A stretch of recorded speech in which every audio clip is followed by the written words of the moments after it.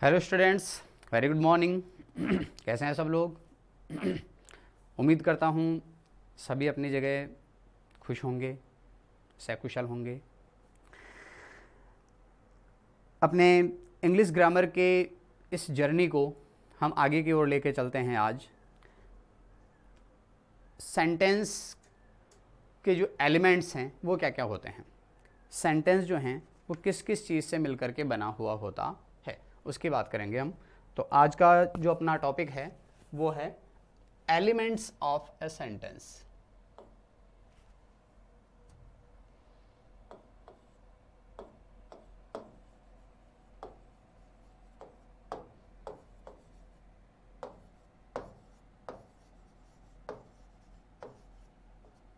Elements of a sentence.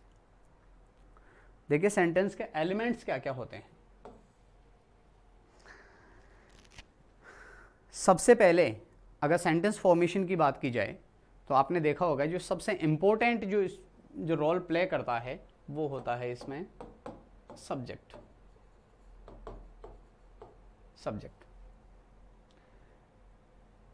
दूसरी बात करेंगे हम वर्ब। तीसरे नंबर पे होगा कॉम्प्लीमेंट। चौथे नंबर पे होगा ऑब्जेक्ट। इसका ऑर्डर अपन थोड़ा सा इस तरह से लेंगे।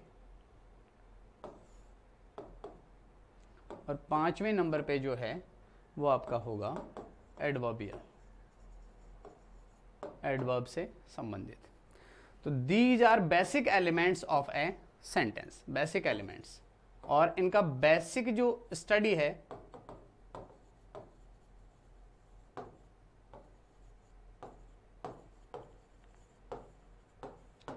इनकी बेसिक स्टडी अपन आज करने जा रहे हैं, जिसमें सबसे पहले हम टेकअप करेंगे सब्जेक्ट के ऊपर, उसके बाद में वर्ब होगा, ऑब्जेक्ट होगा, कॉम्प्लीमेंट होगा और एडवर्बियल होगा। और देखिए स्टूडेंट्स, इनमें से कुछ चीज़ें जो है ना, वर्ब है, ऑब्जेक्ट है, सब्जेक्ट ऑब्जेक्ट है, एडवर्बियल है, इनकी स्टडी अपन है ना पार्ट ऑफ स्पीच के अंदर गहराई से करने वाले हैं, डेप्थ में जाकर के करेंगे। इसलिए आज यहाँ पर एलिमेंट्स ऑफ सेंटेंस के माध्यम से हम इनका एक बेसिक आइडिया लेंगे कि सब्जेक्ट क्या होता है, वर्ब होती क्या है, किस तरह की होती है, कॉम्प्लीमेंट क्या होता है, ऑब्जेक्ट क्या होता है। सब्जेक्ट और ऑब्जेक्ट को सेंटेंस में से हम फाइंड आउट किस तरह से करेंगे, कैसे पहचानेंगे कि ये सब्जेक्ट है या नहीं है। इस तरह का जो बेसिक आइडिया जो है, जो फॉर्मेशन है, उसके बारे में हम आप आज डिस्कस करने वाले हैं। ठीक है, चलिए टैकअप करते हैं वन बाय वन करके सब्जेक्ट के ऊपर। सबसे पहले बात करेंगे हम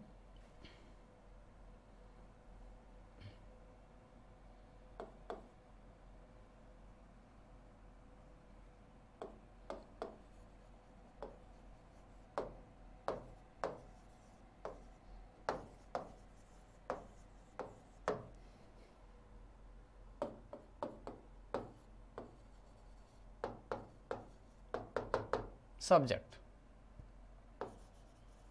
डूअर। सब्जेक्ट हिंदी में हम इसको कहेंगे, आप सभी को पता होगा विद्यार्थियों को, कर्ता। हिंदी में हम इसको कहते हैं क्या? कर्ता। सब्जेक्ट द डूअर,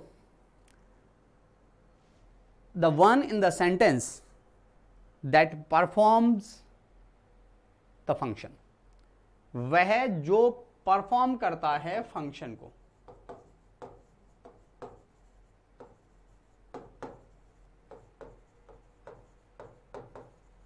वह जो फंक्शन को परफॉर्म करता है। अब वह कुछ कोई भी हो सकता है, कोई व्यक्ति हो सकता है, कोई जानवर हो सकता है, कोई भी चीज़, कोई भी वस्तु जो कार्य कर रही है, कोई भी व्यक्ति जो कार्य कर रहा है, ठीक है, जिसके द्वारा कार्य किया जा रहा है, द डूअर, काम करने वाला, सब्जेक्ट। ठीक है, तो सब्जेक्ट देखिए, सबसे पहले सब्जेक्ट जो है वो आपका होता है, या तो होता है कोई नाउन और या होता है कोई प्रोनाउन। देखिए स्टूडेंट्स, बहुत इंपॉर्टेंट चीज है ये। देखने वाली बात यह है कि सब्जेक्ट जो होता है वो होता क्या है, या तो होता है कोई नाउन और या होता है कोई प्रोनाउन। इसके अलावा सब्जेक्ट कोई सी चीज़ नहीं बन सकती। इंग्लिश में सब्जेक्ट या तो होगा नाउन और या होगा नाउन प्रोनाउन। कई बार ऐसा होता है जब हम देखते हैं कि ये तो वर्ब है,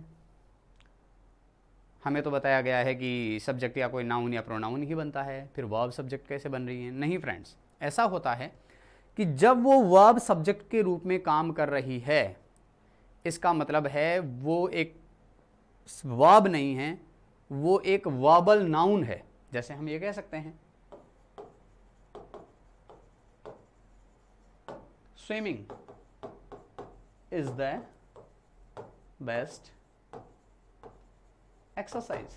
swimming is the best exercise. आप में से बहुत सारे विद्यार्थी जो हैं उन्होंने पढ़ा होगा स्विमिंग, सर ये तो वर्ब है, लेकिन मैं आपको ये बताना चाहता हूं कि स्विमिंग जो है वो एक वर्बल नाउन है जिसमें वर्ब और नाउन दोनों के जो क्वालिटी है, जो गुण हैं, वो पाए जाते हैं। वर्बल नाउन स्विमिंग, तैरना।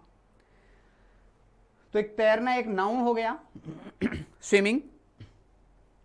तो यहां कहने का मतलब यह है कि नाउन या फिर प्रोनाउन ये मिलकर के ही एक सब्जेक्ट का निर्माण करते हैं। ठीक है, जैसे फॉर एग्जाम्पल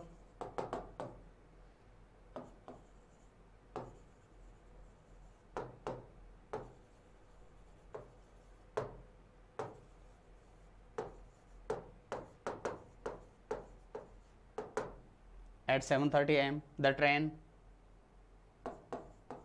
he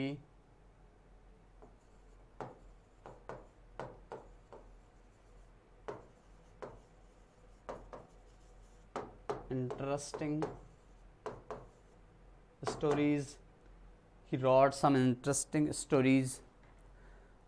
तो यहाँ पे क्या है, द ट्रेन सब्जेक्ट है और यहाँ पर क्या है, ही सब्जेक्ट है। कहने का मतलब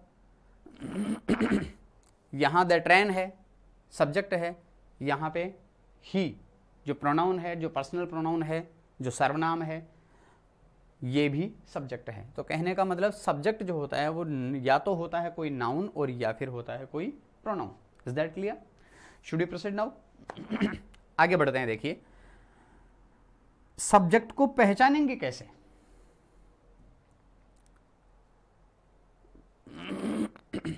सब्जेक्ट को पहचानेंगे कैसे? How to find out a subject. How to find out a subject. Subject को फाइंड आउट कैसे करते हैं, पहचानते कैसे हैं? देखिए सेंटेंस में से, जैसे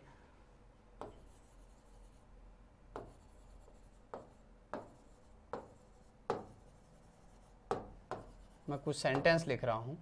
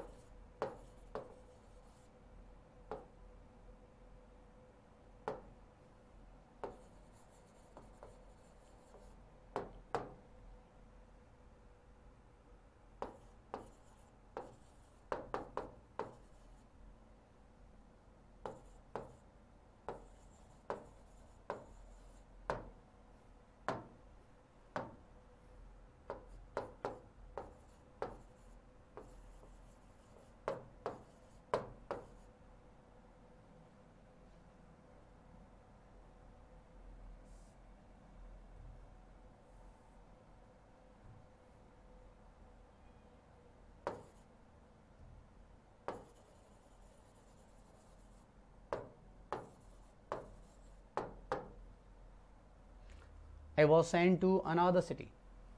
देखिए there are 4 sentences written on the board। Board के ऊपर 4 सेंटेंसेस जो हैं वो लिखे हुए हैं। You have been told the truth। You have been told the truth। They are being ignored। She will be neglected। I was sent to another city। देखिए हम इनमें फाइंड आउट करेंगे सब्जेक्ट कहाँ है। एक बार सभी लोग देखिएगा, सभी विद्यार्थी ध्यान दीजिएगा। You have been told the truth they are being ignored, she will be neglected, I was sent to another city। देखिए बहुत सारे विद्यार्थियों को इस तरह से कन्फ्यूजन हो जाएगा, या इस भ्रम में या अज्ञानता के चलते वो क्या करेंगे, सब्जेक्ट सब्जेक्ट सब्जेक्ट सब्जेक्ट, जबकि रियलिटी ये है कि ये भी सब्जेक्ट नहीं है, ये भी सब्जेक्ट नहीं है, ये भी सब्जेक्ट नहीं है, और ये भी सब्जेक्ट नहीं है। क्योंकि हम इनका अगर ट्रांसलेशन करके देखेंगे तो हमारे सामने क्या निकल करके आएगा, you have been told the truth, you have been told the truth, आपको सच बताया गया है, आपको या तुम्हें, आपको सच बताया गया है। जबकि सेंटेंस में सब्जेक्ट जो है वो काम का करने वाला होता है। हमने यही पढ़ा है कि जो द डूअर जो होता है, जो काम का करने वाला जो होता है, वो सब्जेक्ट होता है। आपको सच बताया गया है, आपने सच नहीं बताया है, सच आपको बताया गया है किसी दूसरे के द्वारा। इसका मतलब क्या हुआ कि काम जो सच बताने का हो रहा है वो किसी और ने किया है, आपने नहीं किया है। तो इसका मतलब ये हुआ कि you is not considered as a subject in the sentence. Sentence में यू को सब्जेक्ट माना ही नहीं जाएगा, क्योंकि यू सब्जेक्ट है ही नहीं। इसका मतलब ये नहीं है कि जो सबसे पहले आ गया है सेंटेंस में वो सब्जेक्ट है, या नाउन या प्रोनाउन जो सबसे पहले आ गया है वो सब्जेक्ट है। No, the sentence belong to the passive. Passive से संबंध रखता है सेंटेंस। सेंटेंस तो पैसिव वॉइस का है, और पैसिव वॉइस में आपको जानकारी होगी, नहीं है तो अपन पढ़ेंगे आगे। पैसिव वॉइस में सेंटेंस का जो ऑब्जेक्ट है वो सबसे पहले लिखा जाता है। तो यहां ये यू जो है वो सब्जेक्ट नहीं है, ये यू जो है वो क्या है, ऑब्जेक्ट है। ठीक बात है, ये सब्जेक्ट नहीं है। इसी तरह से दूसरे के ऊपर टेकअप करते हैं, दे आर बीइंग इग्नोर्ड, उनको इग्नोर किया जा रहा है। दे आर बीइंग इग्नोर्ड, उनको अनदेखा किया जा रहा है, उनको इग्नोर किया जा रहा है। इग्नोर करने वाले दे ये नहीं हैं। इग्नोर दे जो है प्रोनाउन है वो नहीं कर रहे हैं। जिन लोगों की बात हो रही है वो इग्नोर नहीं कर रहे हैं, उनको इग्नोर कर रहे हैं कोई और जो अंडरस्टूड है, या जो हिडन सब्जेक्ट है जिसका हमें पता नहीं है। इसका मीनिंग है उन्हें इग्नोर किया जा रहा है, लेकिन इग्नोर करने वाले ये बिल्कुल नहीं है। इसी तरह से शी विल बी नेग्लेक्टेड, उसकी उपेक्षा की जाएगी, उसे इस तरह का ये कार्य नहीं करना चाहिए, उसकी उपेक्षा की जाएगी। इसका मतलब उपेक्षा करने वाली सी नहीं होगी बिल्कुल भी, सी की उपेक्षा की जाएगी। इसका मतलब ये सब्जेक्ट बिल्कुल नहीं है, ये तो ऑब्जेक्ट है जिसके ऊपर असर होगा। I was sent to another city, मुझे दूसरे शहर में भेजा गया। I was sent to another city, मुझे दूसरे शहर में भेजा गया। ठीक है, आई वॉज सेंट टू। अब सब्जेक्ट का मतलब है काम का करने वाला, मुझे दूसरे शहर में भेजा गया। इसका मतलब ये हुआ कि मैंने नहीं भेजा है, किसी और ने मुझे भेजा है। तो भेजने वाला जो है वो सब्जेक्ट होगा, यहां पे आई सब्जेक्ट नहीं होगा। Is that clear students? तो देखिए हम इसका मतलब ये हुआ कि अल्टीमेटली हम अगर देखें तो ये होगा कि काम का करने वाला जो है वो सब्जेक्ट होगा, सब्जेक्ट द डूअर। इसका मतलब ये हुआ the one in the sentence that performs the action। Sentence में वो वस्तु, वह व्यक्ति, वह इंसान, वह जानवर जो भी है काम का करने वाला, जो क्रिया को संपादित करता है, जो कार्य को करता है, वो क्या हो गया आपका सब्जेक्ट। अब देखिए हाउ टू फाइंड आउट। अब बात कर रहे थे अपन फाइंड आउट करने की, कि पहचाने कैसे।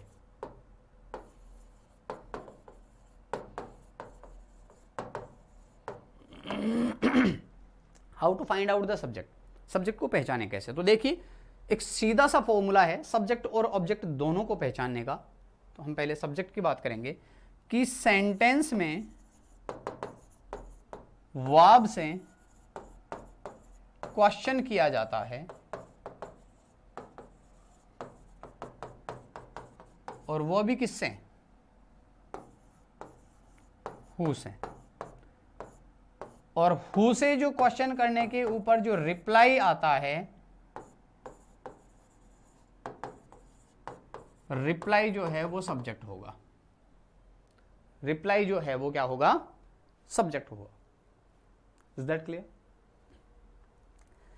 कोई सा भी सेंटेंस हो, अगर उसमें क्रिया से प्रश्न किया जाए, हु मीन्स कौन या फिर किसने, कौन या किसने, तो हु से क्वेश्चन करने के ऊपर जो रिप्लाई आता है, जो रिप्लाई आएगा वो सब्जेक्ट होगा। यह है काम किसने किया, यहां रोजाना कौन बैठता है, यहां रोजाना रमेश बैठता है, तो रमेश क्या हो गया, सब्जेक्ट हो गया। ठीक है, यह पत्र किसने लिखा, यह पत्र मेरे पिताजी ने लिखा, तो मेरे पिताजी, माई फादर, यहां पे क्या हो गया, सब्जेक्ट हो गया। तो हु का रिप्लाई जो होगा वो सब्जेक्ट होगा। Is that clear students? तो हु से क्वेश्चन करने के ऊपर जो रिप्लाई आएगा वो डेफिनेटली क्या होगा, सब्जेक्ट होगा। ठीक है, तो इस तरह से हम मालूम कर सकते हैं।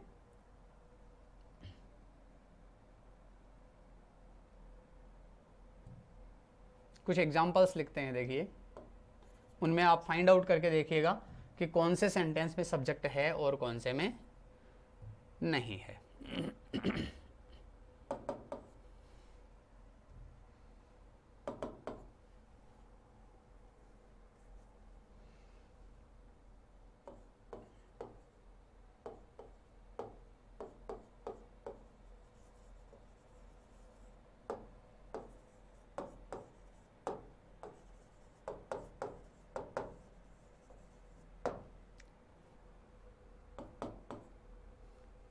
फाइंड आउट करने का प्रयास कीजिएगा।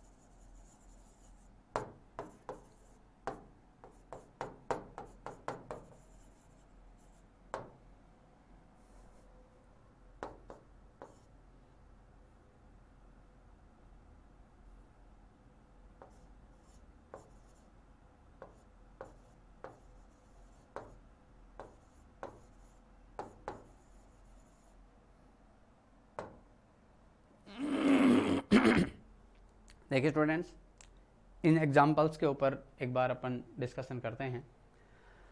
फर्स्ट सेंटेंस है, आपको फाइंड आउट करना होगा। आपने देखा होगा, अभी तक आपने सोच लिया होगा कौन से सेंटेंस में सब्जेक्ट है, कौन से में नहीं है। और आपको सिर्फ और सिर्फ करना क्या है, आपको सिर्फ करना है कि सब्जेक्ट फाइंड आउट करने के लिए वर्ब से आपको क्वेश्चन करना है। पहला एग्जांपल मैं एक बार आपको क्लियर करता हूं। He is playing with his friends, वह अपने फ्रेंड्स के साथ खेल रहा है। ठीक है, अब हम हु से क्वेश्चन करेंगे, कौन अपने फ्रेंड्स के साथ खेल रहा है। सीधी सी बात है, आपका आंसर आया होगा ही, वह अपने फ्रेंड्स के साथ खेल रहा है। ठीक है, ही आपका आंसर आया होगा, जो बिल्कुल करेक्ट है। Okay, Radha is reading, Radha पढ़ रही है। Very simple, Radha is reading, Radha पढ़ रही है। कौन पढ़ रही है? Radha, Radha is subject. I was thrown in to a great problem, मुझे एक बहुत बड़ी समस्या में डाल दिया गया। मुझे एक बहुत बड़ी समस्या में डाल दिया गया। देखिए सेंटेंस, देखिए friends, I was thrown in to a great problem, मुझे एक बहुत बड़ी समस्या में डाल दिया गया। मतलब किसको डाल दिया गया? मुझे डाल दिया, मैंने नहीं डाला। काम करने वाला जो होता है वो सब्जेक्ट होता है। इसका मतलब यहां पे काम किसी और ने किया है, समस्या में मुझे किसी और ने डाला है। इसका मतलब ये हुआ कि आई वॉज थ्रोन, मुझे डाल दिया गया। देखिए पैसिव वॉइस में लिखा हुआ सेंटेंस है, तो आई वॉज थ्रोन, मुझे डाल दिया गया। तो किसने डाला? जिसने प्रॉब्लम में डाला है, जिसने प्रॉब्लम क्रिएट की है, उसका यहां पे कोई मेंशन नहीं है। इसका मतलब सब्जेक्ट यहां पर हिडन है। Sentence is written in passive style, so we can say that there is no subject in the sentence. Sentence में कोई सब्जेक्ट नहीं है, सब्जेक्ट नहीं है। You will be appointed a monitor, आपको एक मॉनिटर बनाया जाएगा, आपको मॉनिटर के पद पे नियुक्त किया जाएगा। किसको? तुमको। तुम नहीं करोगे, मॉनिटर के पद पे नियुक्ति तुम नहीं करने वाले हो, तुमको किया जाएगा। ओके, तो ये भी सब्जेक्ट नहीं है। Okay, my mother cooked delicious meal, मेरी मां ने बहुत ही स्वादिष्ट खाना बनाया। किसने बनाया? किसने? Who cooked delicious meal? My mother cooked delicious meal, subject है। Okay, my friends have been invited, मेरे फ्रेंड्स को इनवाइट किया गया है, मेरे मित्रों को आमंत्रित किया गया है, बुलाया गया है। किनको बुलाया गया है? मेरे मित्रों को। बुलाया किसने है? यहां पर उसका मेंशन नहीं है। किसने बुलाया है? मैंने बुलाया है, मेरे फादर ने बुलाया है, या किसी और ने बुलाया है। यहां पर उसका जिक्र नहीं है जिसने इनवाइट किया है। लेकिन किया किसको गया है? माय फ्रेंड्स को इनवाइट किया गया है। तो इसका मतलब यह है फ्रेंड्स जो है सब्जेक्ट नहीं है, यहां पर ये ऑब्जेक्ट है, तो इसलिए ये भी सब्जेक्ट नहीं है। I have solved all the things that I had, जो भी चीजें मेरे पास थी वो सभी मैंने बेच दी हैं। जो भी मेरे पास थी वो सभी मैंने बेच दी हैं। आई हैव सोल्ड, मैंने बेच दी हैं। आई हैव सोल्ड, मैंने बेची हैं। किसने बेची हैं? मैंने बेची हैं। तो इसका मतलब ये भी क्या है? सब्जेक्ट है। Okay, the book was torn, पुस्तक को फाड़ दिया गया। किसको फाड़ दिया गया? पुस्तक को। पुस्तक ने तो किसी को चीरा फाड़ा नहीं, पुस्तक को फाड़ दिया गया, तो ये भी सब्जेक्ट नहीं है। तो फ्रेंड्स, आपको समझ में आ गई होगी बात सारी कि सब्जेक्ट जो होता है वो क्या होता है? वो होता है हु का रिप्लाई। हु का रिप्लाई जो होता है, जवाब जो होता है, वो क्या होता है? सब्जेक्ट होता है। इसी के आधार पे हम सब्जेक्ट को फाइंड आउट इजीली कर सकते हैं। Is that clear friends? इसके बाद में देखिए हम बात करेंगे ऑब्जेक्ट की।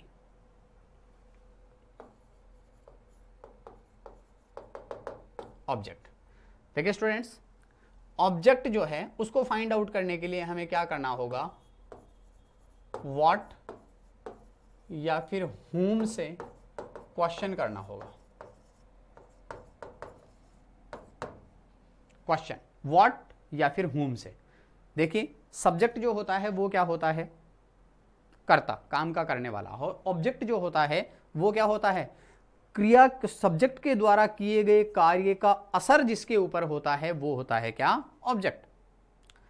जिसके ऊपर प्रभाव डाला जाता है, जिस वस्तु के ऊपर, जिस व्यक्ति के ऊपर, जिस नाउन के ऊपर, जिस प्रोनाउन के ऊपर असर होगा सब्जेक्ट के कार्य का, क्रिया का असर जिसके ऊपर सबसे ज्यादा होता है वो क्या होता है? आपका ऑब्जेक्ट। तो we can say that what और whom से क्वेश्चन करेंगे। देखिए एक सेंटेंस लेता हूं मैं, Raju gave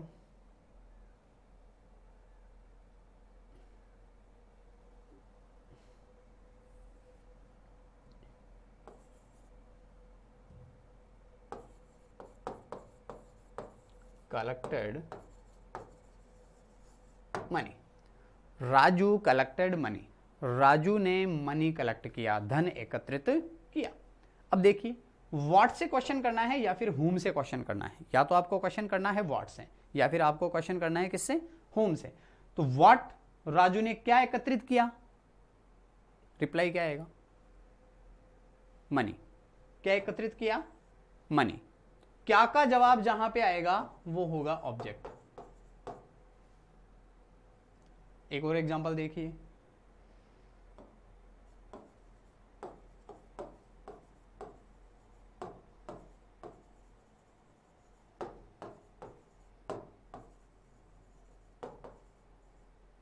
the students learned the chapter. Students ने चैप्टर लर्न कर लिया, याद कर लिया।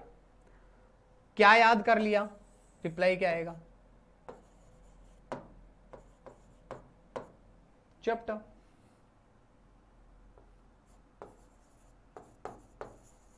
एक और एग्जांपल,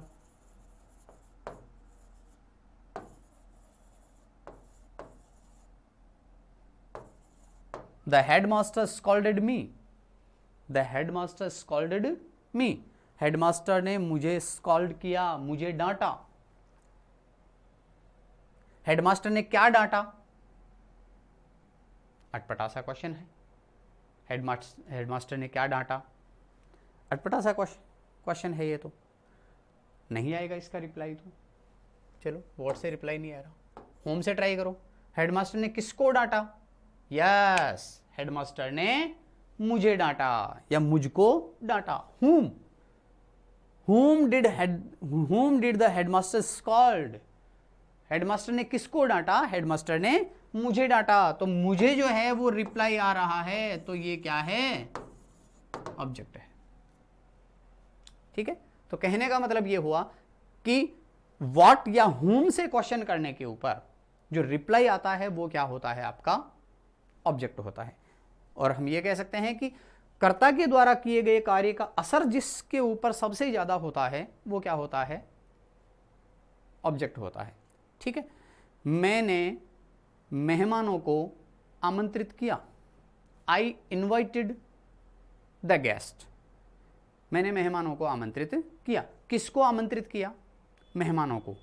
किसको का रिप्लाई क्या हो जाएगा? ऑब्जेक्ट हो जाएगा। व्हाट का रिप्लाई क्या हो जाएगा? सब्जेक्ट हो जाएगा। ठीक है, तो इस तरह से ये होगा आपका सब्जेक्ट। अब देखिए ड्यूल सब्जेक्ट भी हो सकता है किसी में, ड्यूल सब्जेक्ट, डबल सब्जेक्ट हो सकता है, ओ सॉरी डबल ऑब्जेक्ट हो सकता है। किसी भी सेंटेंस के अंदर डबल ऑब्जेक्ट भी हो सकता है। देखिए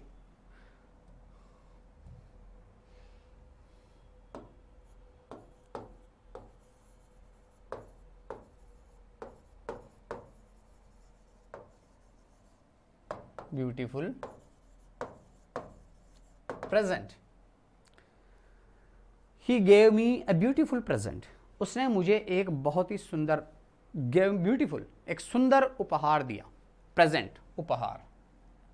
देखिए प्रेजेंट का मतलब उपहार भी है, शब्दकोश बढ़ाना होगा आपको। प्रेजेंट का मतलब वर्तमान भी है और प्रेजेंट का मतलब उपस्थित भी है।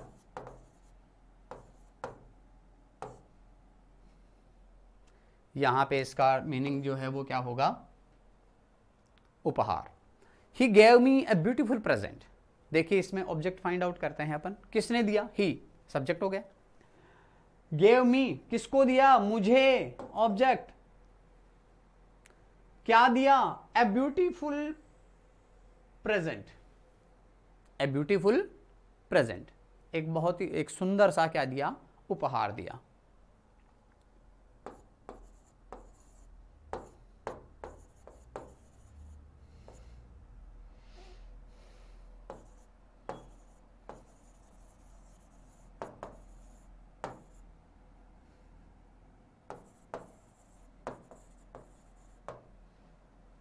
My father brought me A new dress, एक नई ड्रेस दिलाई मुझे मेरे फादर ने, किसको दिलाई, मुझे, ऑब्जेक्ट। क्या दिलाई, a new dress, object. It means there are two objects in the sentence, may be हो सकते हैं, दो ऑब्जेक्ट हो सकते हैं सेंटेंस में। किसको का रिप्लाई भी आ रहा है और क्या का रिप्लाई भी आ रहा है। तो अब देखिए इसमें एक होता है आपका डायरेक्ट ऑब्जेक्ट और एक होता है इनडायरेक्ट ऑब्जेक्ट।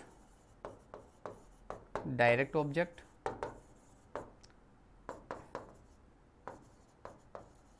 Indirect object. देखिए डायरेक्ट ऑब्जेक्ट क्या होता है और इनडायरेक्ट ऑब्जेक्ट क्या होता है। डायरेक्ट ऑब्जेक्ट वो होता है जो नॉन लिविंग होता है, लिविंग नाउन या प्रोनाउन। डायरेक्ट ऑब्जेक्ट जो होता है वो होता है नॉन लिविंग, मतलब निर्जीव। जिस वस्तु की हम बात कर रहे हैं सेंटेंस में, जो ऑब्जेक्ट में जो वस्तु है वो होगी आपकी नॉन लिविंग, तो मतलब उसे कहेंगे हम डायरेक्ट ऑब्जेक्ट। अब यहां पे डायरेक्ट ऑब्जेक्ट कौन सा होगा, ए न्यू ड्रेस। यहां पे डायरेक्ट ऑब्जेक्ट कौन सा होगा, a beautiful present. Okay.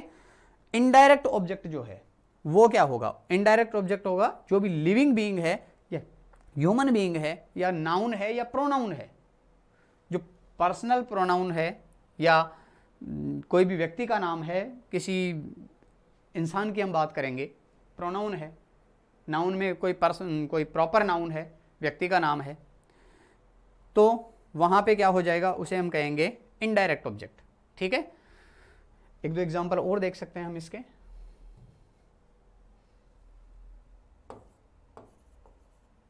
C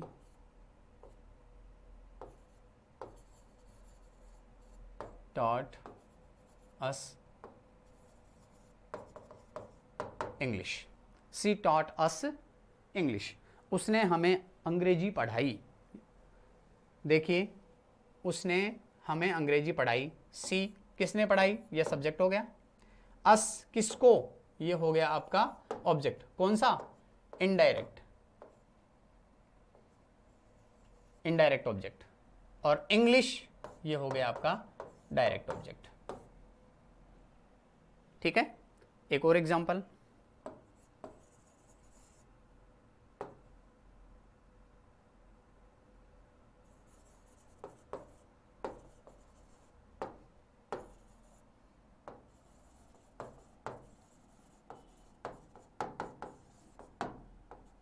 They gave him an opportunity.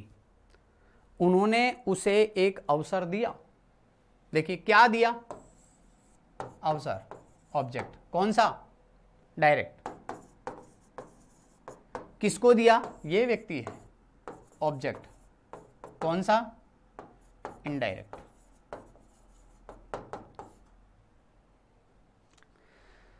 Is that clear, सब क्लियर है। तो कहने का मतलब सेंटेंस में दो ऑब्जेक्ट भी हो सकते हैं, जिसमें एक होता है आपका डायरेक्ट ऑब्जेक्ट और दूसरा होता है आपका indirect object. Okay, should we proceed now. Next take up करते हैं हम। देखिए सब्जेक्ट ऑब्जेक्ट के बारे में थोड़ी सी बात और है कि कई बार विद्यार्थियों को पता नहीं होता कि सब्जेक्ट की श्रेणी में हम रखें किसको। नाउन प्रोनाउन तो ठीक है ना, जैसे काऊ है, मैन है,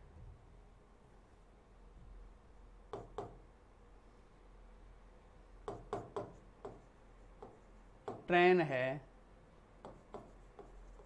राम है, श्याम है, राधा है, सीता है, जो भी है, इनको तो हमने सब्जेक्ट बना दिया।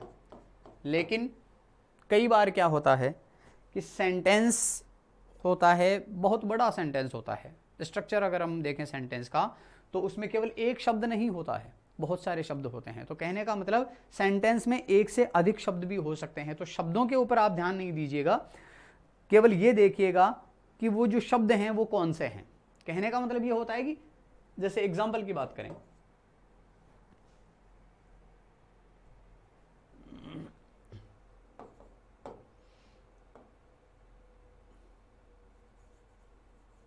गर्ल इज क्राइंग, सब्जेक्ट क्या होगा?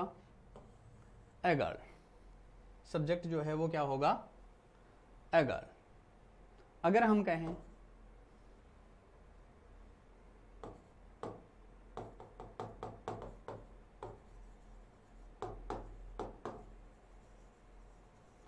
A little girl is crying, subject क्या होगा? A little girl। देखिएगा, लिटिल गर्ल क्यों होगा?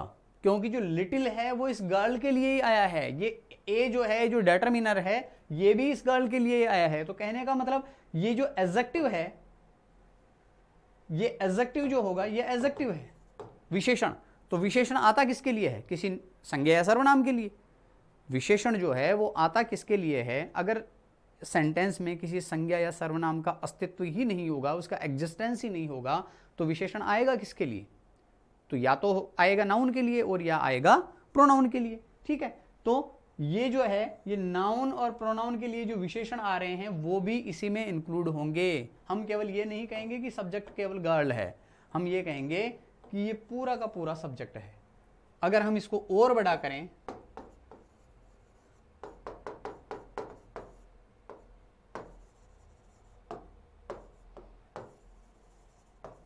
A very little girl is crying, एक बहुत ही छोटी लड़की जो है वो रो रही है।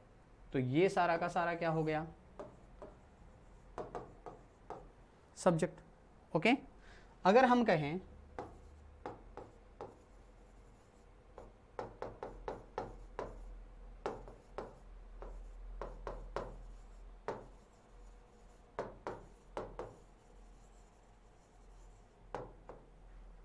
A very little pretty girl is crying, तो देखिए सब्जेक्ट क्या होगा? A very little pretty girl, क्योंकि इज जो आ रहा है, आपने एक सिंपल सा स्ट्रक्चर देखा होगा सेंटेंस में, सब्जेक्ट, वर्ब और ऑब्जेक्ट। इंग्लिश के जो सेंटेंस बनने का एक सिंपल सा स्ट्रक्चर जो होता है वो क्या होता है? सब्जेक्ट, वर्ब और ऑब्जेक्ट। तो सब्जेक्ट के बाद में क्या आना है? वर्ब। और यहाँ पे वर्ब ये इज आ रहा है, यहाँ पे वर्ब इज आ रहा है, यहाँ पे वर्ब इज आ रहा है, यहाँ पे भी वर्ब इज आ रहा है। तो इसका मतलब इज के पहले वाला जो पार्ट है वो क्या है? सब्जेक्ट है।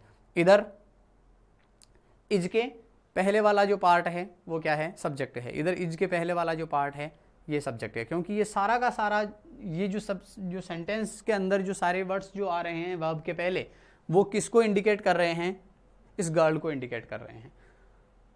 ठीक है, तो कहने का मतलब ये है कि आप कंफ्यूज ना हो कभी कि सब्जेक्ट, इतने सारे वर्ड्स देख करके कई बार छोटे बच्चे जो होते हैं, एकेडमिक एजुकेशन के जो बच्चे होते हैं, उनको आइडिया नहीं हो पाता है इतना, तो उनके लिए भी ये चीज़ है विशेष रूप से कि सब्जेक्ट जो है वो मोहताज नहीं है किसी एक शब्द का, बहुत सारे शब्द मिलकर के सब्जेक्ट बन सकते हैं। हम आगे क्लॉजेज वगैरह में पढ़ेंगे कि बहुत लंबे लंबे सेंटेंस भी हो सकते हैं जिसमें क्लॉज वगैरह जुड़ जाते हैं, तो वो भी एक सब्जेक्ट का ही एक पार्ट होता है। और ये सेम थिंग किसके साथ काम करेगी? ऑब्जेक्ट के साथ।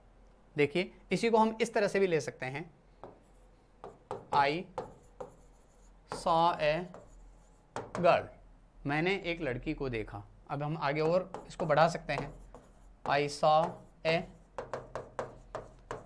Little girl, I saw a very little girl, I saw a very pretty little girl. तो देखिए ऑब्जेक्ट क्या होगा? आई सॉ, मैंने देखा, क्या देखा?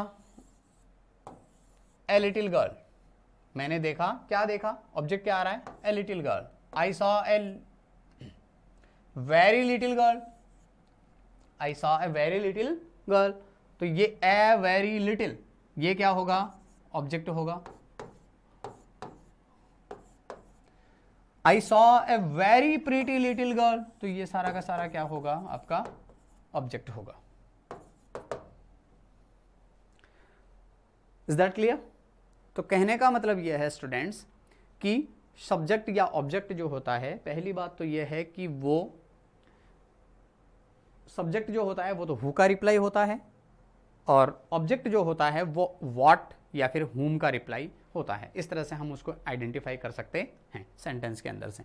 और ये आवश्यक नहीं है कि सेंटेंस के अंदर जो सब्जेक्ट है या ऑब्जेक्ट है वो कोई एक शब्द हो, एक नाउन या प्रोनाउन हो, केवल बहुत सारे शब्द मिल करके, एडजेक्टिव एडवर्ब वगैरह मिल करके भी सब्जेक्ट बनाया जा सकता है। ठीक है, बेसिकली उसका जो हेड वर्ड होगा वो एक पर्टिकुलर कोई ना कोई नाउन या प्रोनाउन अवश्य होगा। ठीक है, तो I hope you got the mind, सबको समझ में आ गई होगी बात। और इसके साथ ही हम आज की इस अपनी कक्षा को यहीं पे विराम देते हैं। इसके जो एलिमेंट्स हैं, जो नेक्स्ट इसके जो एलिमेंट्स हैं सेंटेंस के, उसके ऊपर हम फिर से बात करेंगे। तब तक थैंक यू।